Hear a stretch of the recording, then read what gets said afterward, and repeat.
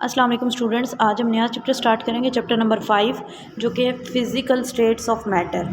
ठीक, physical states of matter हमारे पास 3 states हैं मैटर की, गैसियस स्टेट, आपके पास है liquid state and last one आपके पास है सॉलिड स्टेट। सबसे पहले हम गैसियस स्टेट के बारे में पढ़ेंगे। गैसियस स्टेट आपके पास 2 टॉपिक्स में डिवाइडेड है। सबसे पहले हम टिपिकल प्रॉपर्टीज़ ऑफ गैसेस पढ़ेंगे, देन हम laws related to gases. Comparison between the states of matter. Solid state के अंदर जो पार्टिकल्स होते हैं वो एक दूसरे के बहुत ज़्यादा करीब करीब होते हैं। Particles are closely packed, that's why strong intermolecular forces, यानी पार्टिकल के दरमियान में फोर्सेस ऑफ अट्रैक्शन बहुत ज़्यादा स्ट्रॉन्ग होती हैं।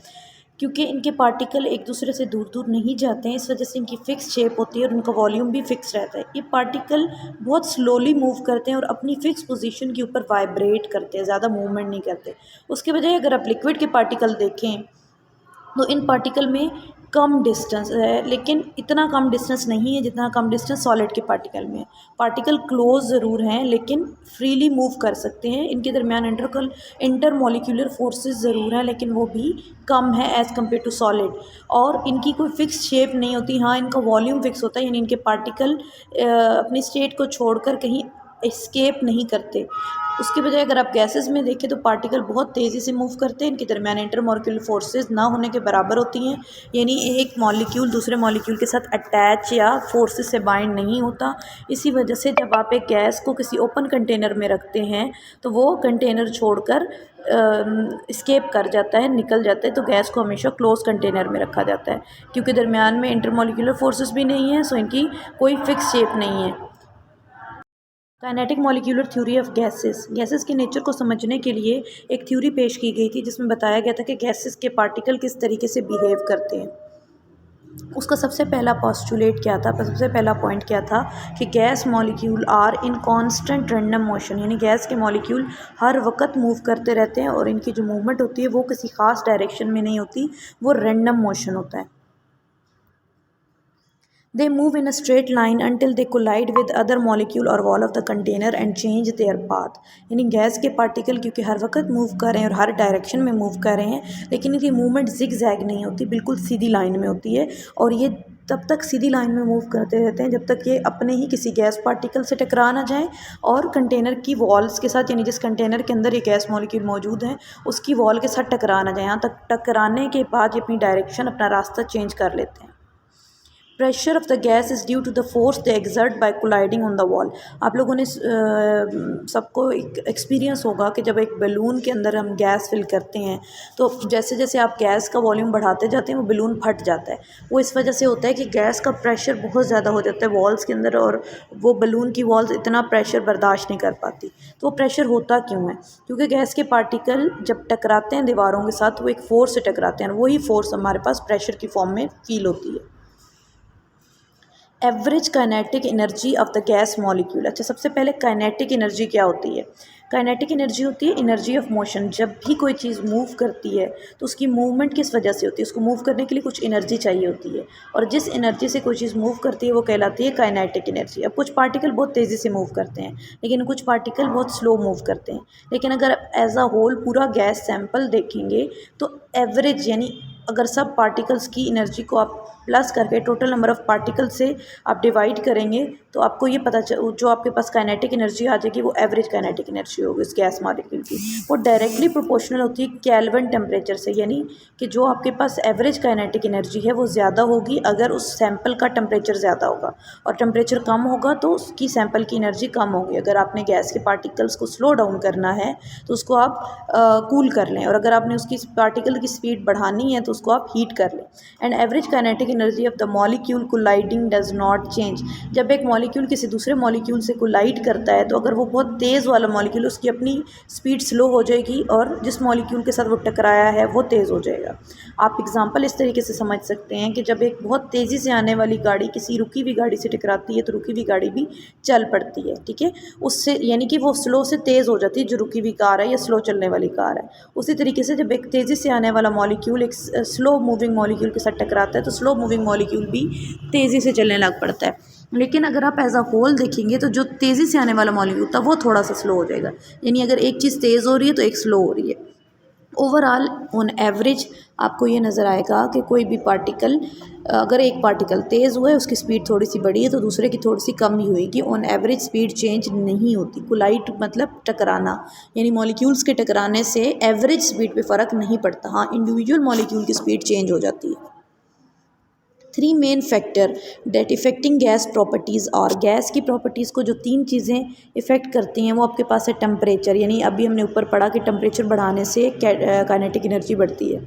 वॉल्यूम, टेम्परेचर बढ़ाने से वॉल्यूम भी बढ़ता है, और प्रेशर बढ़ाने से वॉल्यूम कम होता है। और प्रेशर, ये 3 चीज़ें आपस में चेंज होती रहती हैं, एक चीज़ बढ़ने से दूसरी चीज़ कम या ज़्यादा होती है। सो इनको हम लॉज में पढ़ेंगे।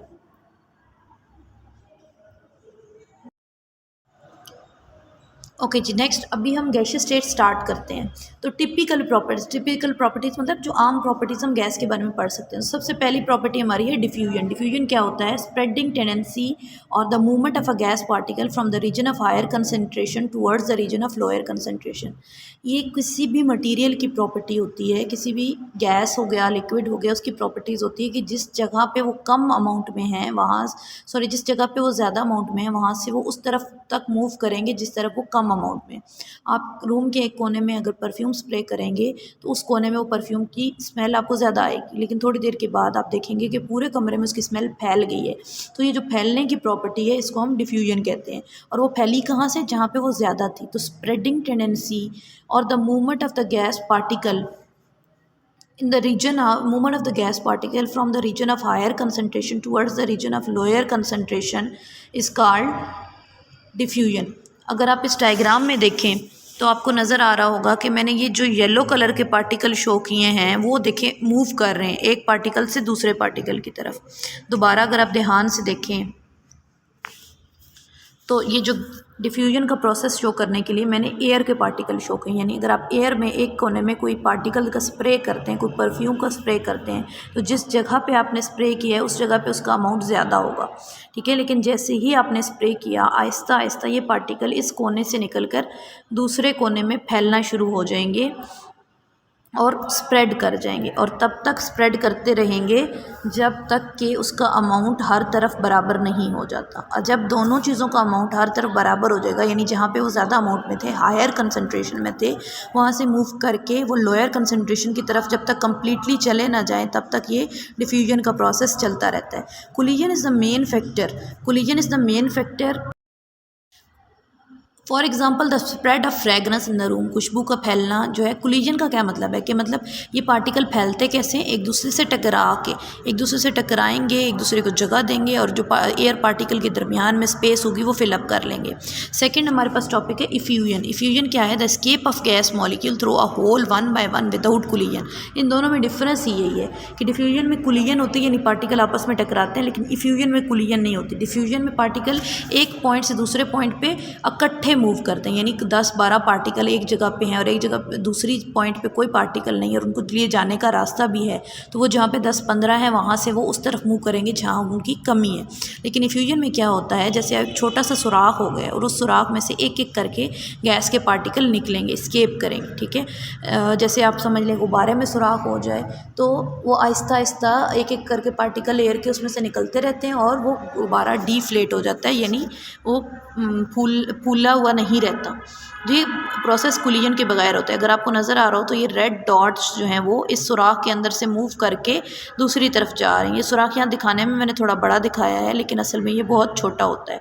तो इफ्यूजन क्या है? कोलिजन के बगैर होती है और उसमें गैस पार्टिकल एक पॉइंट से दूसरे पॉइंट पर मूव करते हैं वन बाय वन।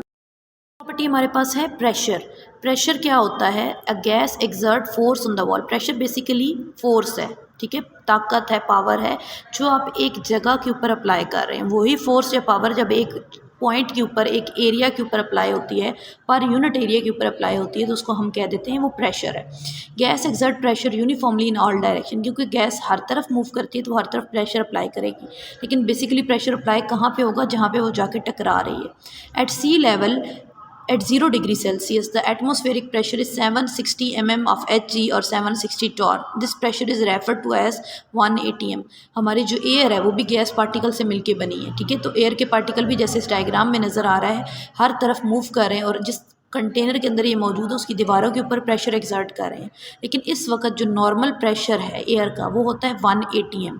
अगर आप इसकी यूनिट्स वगैरह कन्वर्ट करेंगे तो 1 ATM बराबर होता है 760 mm ऑफ Hg के, और जो कि बराबर होता है 760 टॉर्क के। ये नीचे कन्वर्जन फैक्टर्स लिखे हुए हैं कि 1 ATM जो है वो इक्वल होता है 760 mm ऑफ Hg के, 760 टॉर्क के, या 101.11325 kPa। The SI unit of pressure is pascal, that is abbreviated as PA यानी पास्कल। तो ये पास्कल में गिवन है, और अगर आप इसको किलो पास्कल में करना चाहें तो साथ में KPa, तो KPa is referred as kilo pascal.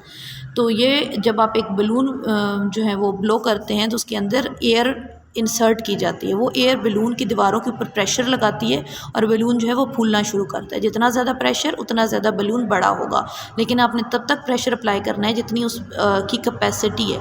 एक टाइम आएगा कि वो गुब्बारे की वॉल्स मज़ीद प्रेशर बर्दाश्त नहीं कर सकेंगी और वो गुब्बारा फट सकता है।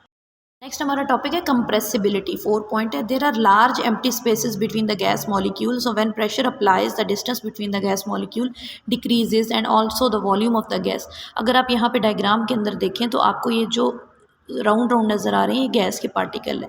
जैसे हमने पहले प्रॉपर्टीज़ ऑफ गैस में पढ़ा है कि गैस के पार्टिकल के दरमियान में बहुत बड़ी बड़ी स्पेसेस होती हैं, यानी खाली जगह होती है। तो अगर आप गैस के पार्टिकल को ऊपर से दबाएं यानी उसमें प्रेशर अप्लाई करें तो ये जो स्पेसेस हैं ये कम हो जाएंगी और गैस के पार्टिकल एक दूसरे के करीब करीब आ जाएंगे और गैस कंप्रेस हो जाएगी, यानी वॉल्यूम में कम हो जाएगी, साइज़ में कम हो जाएगी।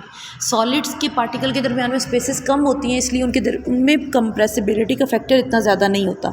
लिक्विड्स में होता है कंप्रेसिबिलिटी का, लेकिन वो भी इतना ज़्यादा नहीं होता। सॉलिड में तो ऑलमोस्ट निग्लिजिबल होता है। ये प्रेशर अप्लाई करने से डायग्राम में आपको नज़र आ रहा है कि वॉल्यूम कम हो गया। मोबिलिटी का मतलब होता है मूव करना, ठीक है। जो चीज़ चल रही है उसे हम कहते हैं मोबाइल। तो gas can easily flow in pipes also leak out of a small hole because of its tendency to fill up the entire available space. Gas की ये बहुत बड़ी प्रॉपर्टी है कि उसको जितनी जगह मिलेगी वो उसको घेरने की कोशिश करेगा।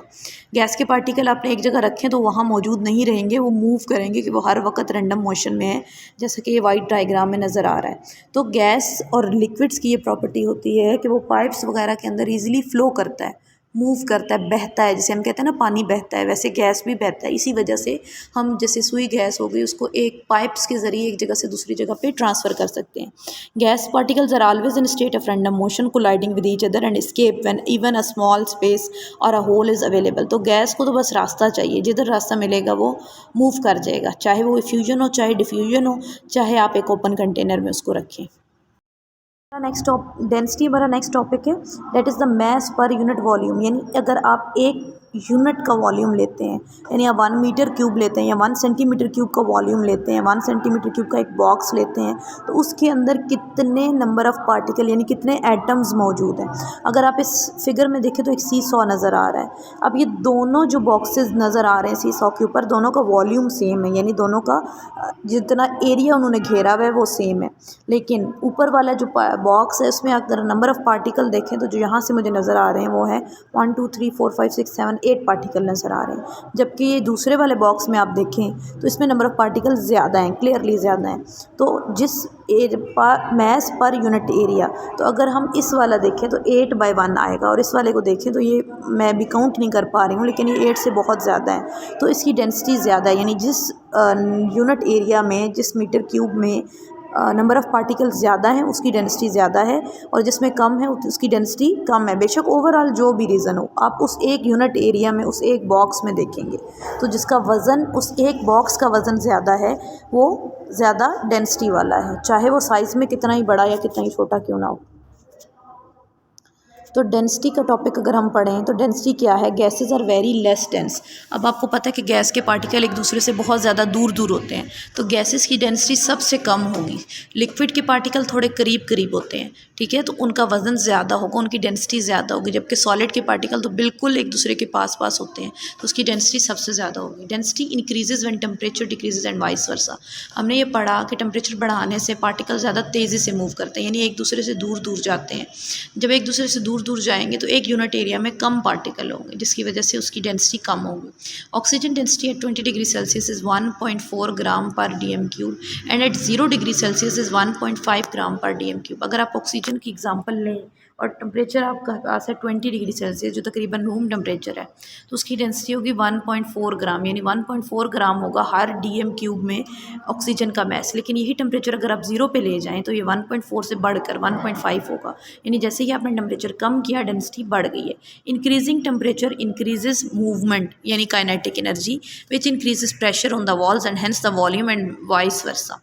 यानी कि अगर आप इस डायग्राम में देखें तो आप इसको 3 डिफरेंट बॉक्सेस नज़र आ रहे हैं और तीनों का साइज़ अलग है, लेकिन ये जो पहले वाला बॉक्स है इसका जो साइज़ है ये हम कह सकते हैं 1 सेंटीमीटर क्यूब है या 1 DM³ है, ठीक है।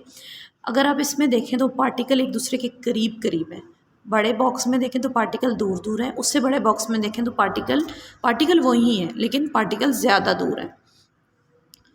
अब नेक्स्ट डायग्राम में हम देखेंगे हमने एक टेम्परेचर इंक्रीज़ किया है, टेम्परेचर इंक्रीज़ करने के बाद इनका वॉल्यूम बढ़ा है, लेकिन 1 मीटर क्यूब का अगर अब मैं बॉक्स इसके अंदर दोबारा बनाऊँ, अब 1 मीटर क्यूब में देखिए कि पहले बॉक्स में उसके अंदर कितने नंबर ऑफ़ पार्टिकल हैं, 1 2 3 4 5 6 7 8। पहले में 8 है, दूसरे में 6 हैं और तीसरे में 4 पार्टिकल्स हैं। यानी डेंसिटी जैसे जैसे टेम्परेचर बढ़ा है, क्योंकि साइज़ बढ़ गया है, पार्टिकल दूर दूर चले गए हैं, तो डेंसिटी क्या हो गई है, कम हो गई है। डेंसिटी में हम ओवरऑल साइज़ नहीं देखते हैं, हम 1 मीटर क्यूब के अंदर साइज़ देखते हैं।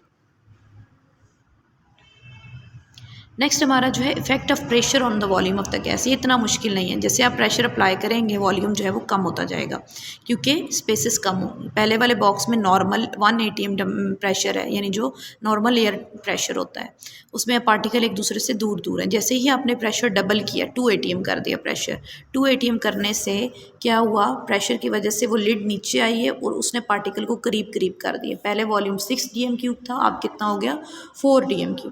प्रेशर आपने मज़ीद बढ़ा दिए, 3 atm कर दिए, तो वॉल्यूम मज़ीद कम हो गया, यानी कि 2 DM³ वॉल्यूम हो गया। यानी प्रेशर बढ़ाने से क्या हो रहा है, वॉल्यूम कम हो रहा है और डेंसिटी बढ़ रही है। डेंसिटी क्यों बढ़ रही है, पार्टिकल एक दूसरे के करीब करीब आ रहे हैं। Effect of temperature on the volume of gas, जो प्रेशर का इफेक्ट है उसका बिल्कुल अपोजिट है टेम्परेचर का इफेक्ट, यानी प्रेशर बढ़ाने से वॉल्यूम कम होता है और डेंसिटी बढ़ती है, जबकि टेम्परेचर बढ़ाने से वॉल्यूम बढ़ता है और डेंसिटी कम होती है।